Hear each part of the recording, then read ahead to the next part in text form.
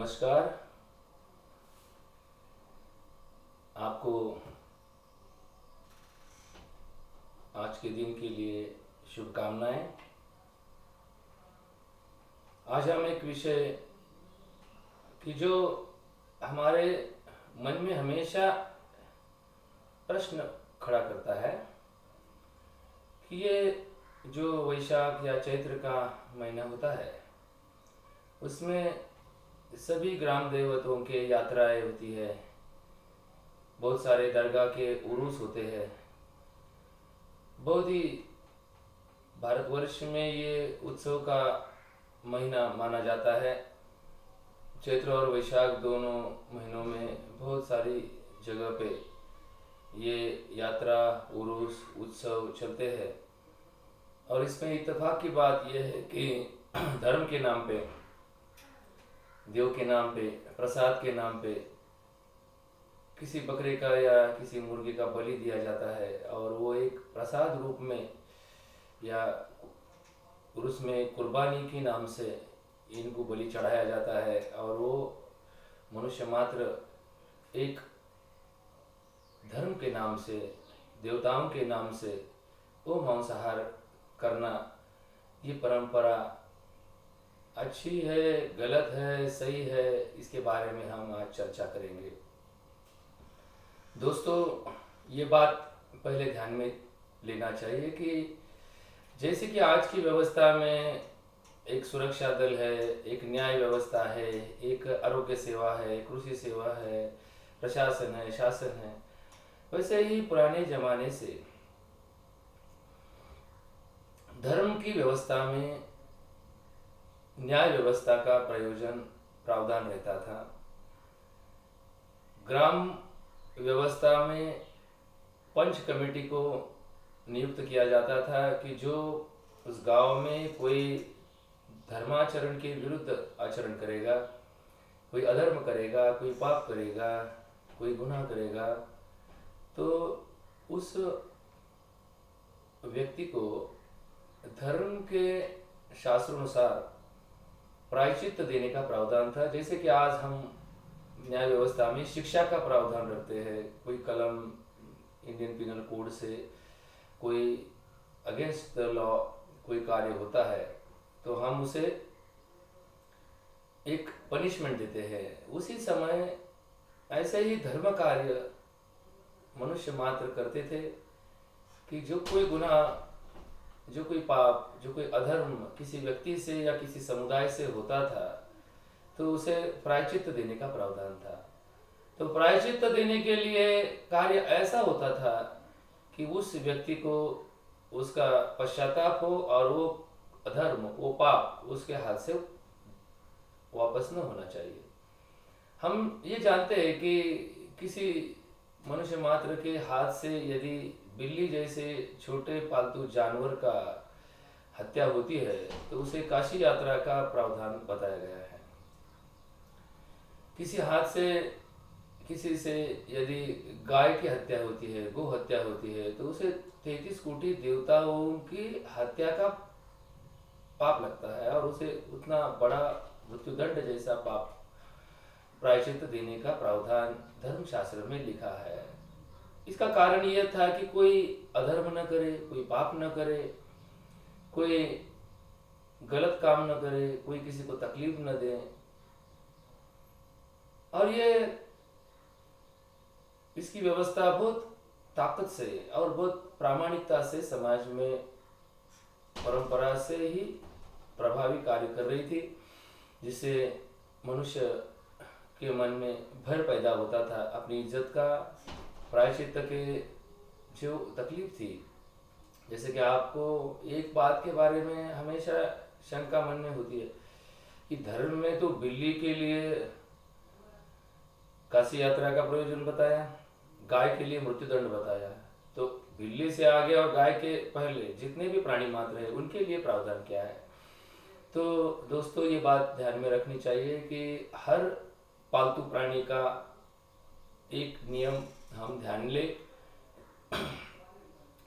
किसी भी पाळीव प्राणी की हत्या करना पाप है, लेकिन जैसे हम एक नंबर को बताने के लिए 1 से 100 के अंक की गिनती हो जाए, ऐसे जब हम कहते हैं तो 1 और 100 के बीच में 98 अंक आते हैं, 1 2 3 4 5 6 7। लेकिन प्राथमिक तौर पर 100 तक कहा गया है। एक से शुरू होने वाली शुरुआत 100 तक कहा गया है। तो बीच में जो अंक आते हैं उनकी कीमत अपने अपने अंक स्थान से पहले अंक से बढ़कर दूसरे अंक से छोटी होती है। जैसे 2 का मूल्य 3 से छोटा है, 4 से छोटा है, 1 से बड़ा है। वैसा ही बिल्ली के लिए यदि काशी यात्रा का प्रयोजन हो तो कुत्ते के लिए उससे बड़ा प्रयोजन होता था, बकरी के लिए उससे बड़ा होता था, किसी भैंस के लिए उससे बड़ा होता था, किसी बैल के लिए उससे बड़ा होता था, किसी ऊंट के लिए और बड़ा होता था, और सबसे बड़ा प्रायश्चित गाय के लिए होता था, क्योंकि गाय एक धार्मिक तौर पर एक पवित्रता के स्वरूप का मनुष्य मात्र के लिए प्राणी मात्र का सबसे बड़ा रूप कहा गया है। इसीलिए गाय का जो हत्या है, गो हत्या है, उसे सबसे बड़ा अपराध माना गया है। तो दोस्तों, इसलिए हम आज ये बात आपको बताना चाहते हैं कि पहले जमाने में हर कुल के लिए एक कुल देवता और कुल देवी का प्रयोजन था। जैसे कि क्षेत्र, जैसे कि हम किसी तहसील में रहते हैं तो तहसील में एक तहसीलदार या तहसील दंडाधिकारी होता है कि जिसे अधिकार दिया जाता है कि उस तहसील में कोई यदि गलत कार्य करे या कानून के खिलाफ कार्य करे तो उसे शिक्षा देने का, दंड देने का कार्य वो तहसीलदार या दंडाधिकारी कहते हैं। किसी जिले के लिए जिला न्यायालय होता है। उस न्याय व्यवस्था में उस जिले में हुए सभी अन्याय, अत्याचार या बेकार कानूनी कार्रवाई का उस न्याय व्यवस्था में फैसला करने का प्रावधान होता है कि जो जिले के लिए उसका नियुक्त किया गया न्यायाधीश है। वैसा ही हर कुल के लिए एक कुल देवता और कुल देवी का प्रावधान था, और वो कुल देवता और कुल देवी किसी भैरवनाथ या किसी खंडेराय या किसी सिद्धनाथ, ऐसे जो कुछ भी देवताओं के इस प्रयोजन के लिए नियुक्त स्थान थे, वो उस परिवार से दूर थे। समझो कोई आदमी पूना में यदि स्थित है, उसका पुणे के वास्तव है, तो उससे दूर एक पर्वत पर, एक पहाड़ियों पर वो देवस्थान के नाम से कुल देवत का उसका प्रयोजन था। ऐसा देवी का भी जो महाराष्ट्र में 3.5 शक्तिपीठ है, उस शक्तिपीठों के और भी उपपीठ है, और वो कार्य अपने गांव से दूर कुल देवता और कुल देवी का प्रयोजन था। व्यवस्था इसलिए की गई थी कि जो कुछ व्यक्तिशाह कोई प्रायश्चित लेने जाएगा तो उसे उस कुल देवता के लिए जाकर अपना प्रायश्चित लेकर माफी मांगना है उस देवता के, उस देवी के साथ। जैसे जेजुरी का खंडेराया है, जैसे मसोड़ का सिद्धनाथ है, जैसे माहौर की देवी रेणुका माता है, वैसे अंबाबाई कोल्हापुर की है, वैसे तुळजापुर की भवानी माता है, जैसे मोहरगढ़ में दत्त देवस्थान है, जैसे काशी में विश्वेश्वर है। ऐसे भारतवर्ष में ज्योतिर्लिंग हो या चारधाम हो या और कुछ जो व्यवस्था थी, कुल देवता के नाम पर अलग अलग जगह पर ये कुल देवता के स्थान स्थापित थे, जो कि पहाड़ियों पे एकांत में ये व्यवस्था थी। जो कोई आदमी व्यक्तिगत रूप में कोई गलती करेगा तो उसके लिए प्रायश्चित लेने के लिए उसे उस स्थान पर पैदल जाना था, और वहां जाकर उस देवता का दर्शन लेकर वापस अपने गांव में कार्य के लिए आना था। और वो प्रायश्चित के बाद उसका जो कुछ गुनाह है, उसका जो कुछ अपराध है, उसका जो कुछ अधर्म है, वो उसका नलिफाई होता था, शून्य होता था, और वो वापस एक सच्चा इंसान कर दुनिया में आता था। अभी ये आदमी वहाँ गया या नहीं गया, इसके लिए हर देवता के जगह पे अलग अलग रंग का, अलग अलग स्वरूप का एक एक इंडिकेटर, एक व्यवस्था थी कि जैसे कोई जेजूरी झगड़ जाता है तो भंडारा लेकर आता है, उस जेजूरी का भंडारा। जैसा कोई देवी को जाता है तो वहाँ से कुमकुम लेकर, हल्दी लेकर आता है। जैसे कुमकुम के भी अलग अलग रंग अलग अलग देवता के लिए है। कोई सिद्धनाथ जाता है तो उसकी कुमकुम का रंग अलग होता है। कोई यदि देवी के माहौरगढ़ जाता है तो उसके रंग अलग होते हैं कुमकुम के। तो वो लगा कर आता है, गांव में लाकर बांटता है कि भाई मैं जाकर आया, जेजूरी जाकर आया, मैं माहौरगढ़ जाकर आया, वो सब प्रसाद लेकर आता था। तो ये उसका शुद्धिकरण प्रक्रिया का भाग था। आगे क्या हुआ कि ऐसे प्रायश्चित देने के कार्य में जो पंडित थे, जो पंच थे, उन्हें एक बात ध्यान में आ गई कि ये प्रायश्चित लेने गए थे कोई दर्शन का, लेकिन रास्ते में उन्हें दिक्कतें आई, उन्हें खाना नहीं मिला। क्योंकि शुरू में जब कोई अकेला आदमी, अकेला परिवार जब ऐसे प्रायश्चित लेने जाता था तो रास्ते में लोग उनका आदर-तिथ्य करते थे, उन्हें रोटी खिलाते थे, पानी पिलाते थे। लेकिन आगे चलकर ये अपराधियों की संख्या बढ़ने के कारण या अधर्म की संख्या बढ़ने के कारण ये प्रायश्चित लेने वाले लोगों की संख्या, परिवार की संख्या बढ़ गई, और उन्हें जाते समय रास्ते में सहकार्य करने वालों की संख्या घट गई। क्योंकि वो ध्यान में एक बात लेते थे कि ये अधर्म करने वाले हैं, इन्हें देखकर हम धर्म कैसा करेंगे। तो इसीलिए वो व्यवस्था में दिक्कतें आने लगी, बहुत सारे लोग बीमार गिरने लगे, बहुत सारे मृत्युदंड के काबिल बनने लगे, उनके मरने तक उनकी खबर आने लगी। और ये यदि किसी को छोटा सा प्रायश्चित देने के कारण किसी को मृत्यु आती है तो वो अपना गलत फैसला, ऐसा वो न्यायाधीश व्यवस्था या पंच कमेटी कहने लगी। तो इस समय भारतवर्ष में 1000 साल पहले या उसके आसपास ये पाश्चिमात्य संस्कृति के कुछ लोग यहाँ पर अपना मांसाहारी प्रचार तत्वज्ञान के साथ काम करने शुरू हुए थे। तो एक पंडित ने या एक तत्ववेत्ता ने या एक बुद्धिमान व्यक्ति ने एक प्रयोजन रखा कि भाई देखिए, यह आदमी को तो मृत्युदंड नहीं दिया था, लेकिन ये मृत्यु हो गई इसकी, तो यह गलत फैसला हो चुका है। इसीलिए हम एक व्यवस्था करेंगे, जितने भी प्राणी हम पालते हैं, जितने भी हमारे पास पालतू प्राणी है या पक्षी है, उसमें से 2 ऐसी व्यवस्था है कि जो एक मुर्गा होता है और एक बकरा होता है। जैसे कि 100 बकरियों के भेड़े में, एक क्लब में या एक समुदाय में 2 बकरे का कार्य उसके फर्टिलिटी पे या उसके पुनरुत्थान के लिए, पुनरुत्पत्ति के लिए सक्षम होता है।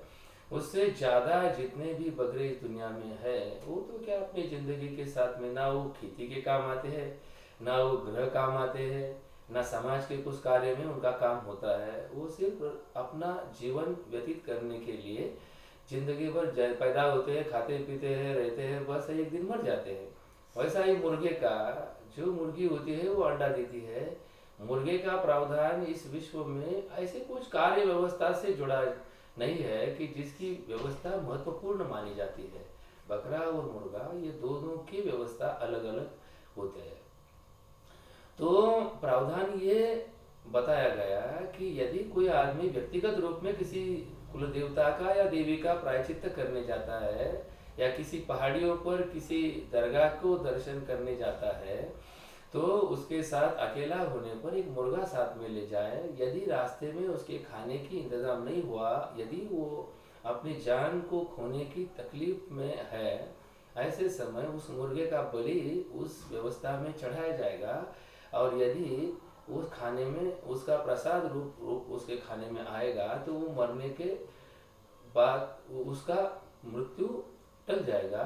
यदि इस व्यवस्था में वो वापस आते समय यदि उसकी जरूरत नहीं लगी, ऐसे मुर्गे को देव के नाम से, धर्म के नाम से, देवी के नाम से गांव में छोड़ा जाता था कि वो मुर्गा देव का मुर्गा है, वो भगवान का मुर्गा है, वो दरगाह का मुर्गा है, बाबा का मुर्गा है, वो देवी का मुर्गा है। और ऐसा ही सामुदायिक पाप यदि प्रायश्चित के रूप में किसी परिवार को या किसी गांव को लेना है, तो उसके ग्रुप जो जाएगा प्रायश्चित लेने, उसका समुदाय जाएगा, तो उसके साथ में एक बकरे को साथ में ले जाना है। वो प्रायश्चित की जगह गांव से दूर थी, ये पहले ध्यान में रखो, दूर ही थी, पहाड़ियों में ऊंचाई पर थी। तो साथ में वो बकरे को ले जाना है। यदि रास्ते में उनके खाने की तकलीफ हुई, उनको भूखे रहने की व्यवस्था में कोई खाना नहीं मिला, और ऐसे में यदि वो पूरा समुदाय मरने लगा, तो उस बकरे का उस देवता के नाम से बलि चढ़ाया जाए और उसके खाने का इंतजाम उस समुदाय का किया जाए। यदि वो समुदाय वापस गांव में आता है और वो बकरा यदि उनके कुर्बानी के लिए या बलि के लिए काम नहीं आया, तो गांव में उसको लाकर छोड़ा जाता था, और वो देव का मुर्गा है, देवी का मुर्गा, देवी का बकरा है, वो दरगाह का है, वो बाबा का है, ऐसे नाम से गांव में उसको सार्वजनिक तौर पर छोड़ा जाता था, कि जो आजकल भी बहुत सारे गांव में पाए जाते हैं, ऐसे मुर्गे और ऐसे बकरे पाए जाते हैं। अगली व्यवस्था में हुआ क्या कि इस अधर्म की संख्या बढ़ गई, पापियों की संख्या बढ़ गई, और इस व्यवस्था में कोई पापी बुद्धिमान भी थे कि जो बुद्धि से तर्क वितर्क के साथ कार्य करते थे।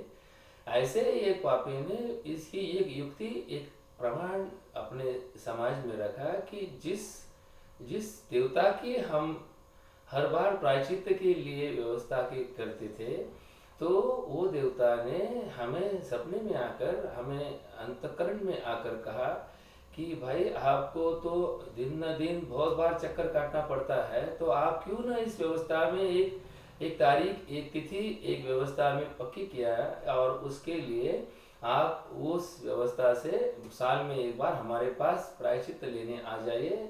उसमें आप आकर हमारे पास आकर प्रायश्चित की कामना से यहाँ पे दर्शन करें और वापस चले जाए।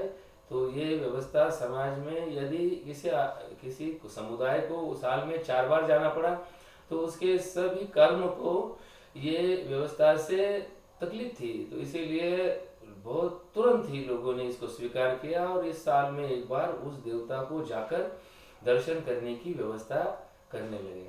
तो बाद में हुआ क्या, ऐसी व्यवस्था से बाद में जब आए लोग, तो व्यवस्था से गांव में छोड़े गए इस मुर्गे और बकरे को इतनी संख्या तादाद में बढ़ गए कि उनकी व्यवस्था नहीं हो रही थी। तो एक ने वापस थोड़ा अपना युक्तिवाद चलाया और इस व्यवस्था में एक परिवर्तन लाया कि भाई जो बकरा, जो मुर्गा अपने साथ में ले गए हैं, उसे उस देवता को बलि चढ़ाना देवता को प्रसन्न करने के लिए जरूरी है। और ये व्यवस्था में सामाजिक रूप से और व्यवहारिक रूप से तौर पर ये समाज को समझ में आया कि भाई ये तो ठीक है कि अब उसको वापस लाकर भी गांव में छोड़ने से उनकी भी व्यवस्था नहीं हो रही है, और ये कहता है कि मुझे सपने में आया, मुझे अंतःकरण में आया, मुझे साक्षात्कार हुआ। तो ये भाई व्यक्तिगत बात होती है, यदि कोई देवता ने इसे साक्षात्कार दिया होगा, तो ये स्वरूप अपने को स्वीकारने के लिए व्यावहारिक दृष्टिकोण से तो कुछ तकलीफ नहीं है, लेकिन धार्मिक दृष्टिकोण से भी हमें इसे स्वीकार करना चाहिए। तो इसीलिए ये समुदाय जब किसी देवता के दर्शन, कुलदेवता के दर्शन के लिए साल में एक बार जाने लगा, तो उसे यात्रा का रूप आया, और वो ऐसे परिवार चले जाने लगे, साथ में बकरे ले जाने लगे, उसका बलि चढ़ाने लगे, खाने पीने के साथ वापस आ रहे। बाद में इस व्यवस्था में और परिवर्तन हुआ। जो कुछ भी समुदाय जाते थे दूर, 50, 60, 70 माइल की दूरी, किलोमीटर की दूरी, कोसों की दूरी काटकर, उनमें और एक युक्तिवाद का पैदा हुआ कि एक ने कहा कि भाई देवता को हम जाते हैं, जिस खंडेराय को जो दूरी जाते हैं, रात में मेरे सपने में आया कि इस जो पर्वत के, इस पहाड़ी के एक जगह पे उसका जागृत रूप हमारे गांव में हमारे लिए आया है, भगवान ने हमारी सुनी है। तो सुबह सुबह गांव में ये बात रखता था, गांव उसके साथ चलता था। अभी सपना उसको क्या आया ये सिर्फ उसको ही मालूम था, इसलिए वो पहाड़ी जाकर एक पत्थर को हाथ लगाता था, कहता था कि यहाँ पर देवी का ठान आया है, यहाँ पर देवी प्रकट हो चुकी है, यहाँ पर खंडेराय प्रकट हो चुके हैं, यहाँ पर सिद्धनाथ प्रकट हो चुके हैं, यहाँ पर दत्त भगवान प्रकट हो चुके हैं। तो ये जो चक्कर काटने का जो था मामला कि 70-80 कोस या 50-50 किलोमीटर का मामला था, वो उस आदमी ने आसानी से गांव में स्थापित कर दिया, और उसके बाद सब लोग उसी पत्थर को देवता स्वरूप मानने लगे, उसकी मंदिरें बन गई, उसकी वहाँ पे स्थानक बन गए, और जो बकरी लेकर दूर की कोसों की दूरी जाकर बलि देते थे वो गांव में ही बलि देना शुरू कर दिए। इसका परिवर्तन बाद में उर्स और यात्रा में हुआ कि जो आज भी चालू है। लाखों की तादाद में भीड़ जमा होती है, लोग बलि चढ़ाते हैं और भगवान के नाम से, देवता के नाम से ऐसे बलि का प्रसाद मांसाहार के तौर पर अधिकृत रूप से धार्मिक कार्य कर कर अपने घर में खाते हैं। अतः ये बात अपने धर्म में कहीं बताई नहीं है। अपना व्यवस्था जो कुछ भी सनातन की है वो शाकाहार रूप पर ही प्रसाद का वर्णन हुआ है और सात्विक तत्व को ही प्रसाद चढ़ाने के लिए दिया जाता है। और ये सत्व या सात्विकता जिस अन्न पदार्थ में है उसे ही प्रसाद कहा गया है। आप यदि घर में कुछ इसका उदाहरण के रूप में देखना चाहते हैं कि किसी घर में किसी प्रसादिक रूप में किसी नैवेद्य को देना है तो उसमें उसके पात्र में नमक नहीं रखते और उसके पात्र में कोई तामसी चीज़ नहीं रखते, उसके पात्र में कोई ऐसी चीज़ नहीं रखते कि जिससे रजो भाव की वृत्ति होती है। तो ऐसे सात्विक व्यवहार के धर्म में ऐसे तामसी व्यवहार का लाना ये अपने आप में एक अधर्म था, लेकिन इस अधर्म को व्यावहारिक रूप में स्वीकार करने के साथ आज यात्राओं का सभी जगह पे इतना बड़ा पीक आया है, इतना बड़ा फैड आया है कि आज हर गांव में 2-2, 4-4 यात्राएं चलती है।